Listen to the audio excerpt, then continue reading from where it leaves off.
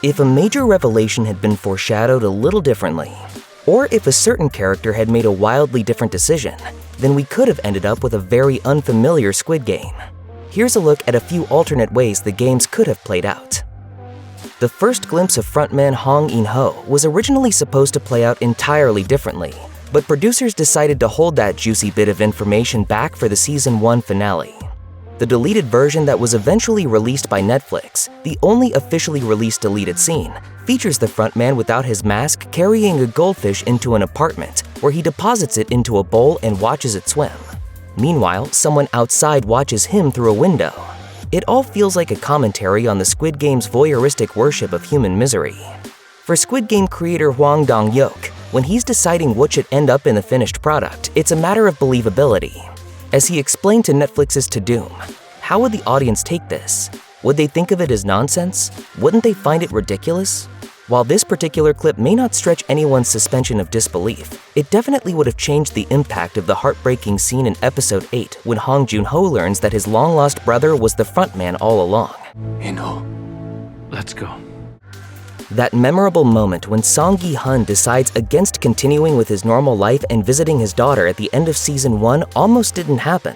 As Hwang Dong-hyuk explained to Entertainment Weekly, he almost opted for a much happier conclusion in which his protagonist escaped to California. But then he realized that the story would be incomplete if he settled on this much more permanent finale. As he revealed, "We came to the conclusion that the question that we wanted to propose cannot be done if he left on the plane. The question that we want to answer, why has the world come to what it is now, can only be answered or can only be proposed if Gi-hun turned back and walked towards the camera." Player 456. Don't get any absurd ideas. This alternate ending sounds like it could have been the ultimate deleted scene, if only they had actually shot it. There may be an even greater source for deleted material out there, as Squid Game was actually conceptualized as a movie. So there theoretically could be all sorts of stuff that fans haven't had a chance to see. As Hwang Dong-hyuk revealed to Screen Rant, "I wrote the script for it as a feature film in 2009 in the beginning, and that took about 8 or 9 months for me back then. And then it was later in 2019 when we changed that. I changed the film script to 2 8 or 9 episode series. This revelation opens up a lot of possible what-if scenarios. For example, the movie may have opted for a different tone or contained characters who will never see the light of day. Ultimately though, it's impossible to know for sure. Unless of course the movie treatment script is ever made available for public consumption." This one isn't exactly a deleted scene so much as a deleted detail. The original cut of the first episode of Season 1 featured a phone number that belonged to an actual South Korean person. The number was supposed to be fake, but the inclusion of the 010 code, a common prefix for Korean mobile phones, resulted in some real-world confusion. As the woman with the actual number told the South Korean newspaper Money Today, "This is a number that I've been using for more than 10 years, so I'm quite taken aback. There are more than 4,000 numbers that I've had to delete from my phone." She had no idea why she was the sudden victim of so many prank calls until her friend told her about the coincidental connection to Squid Game.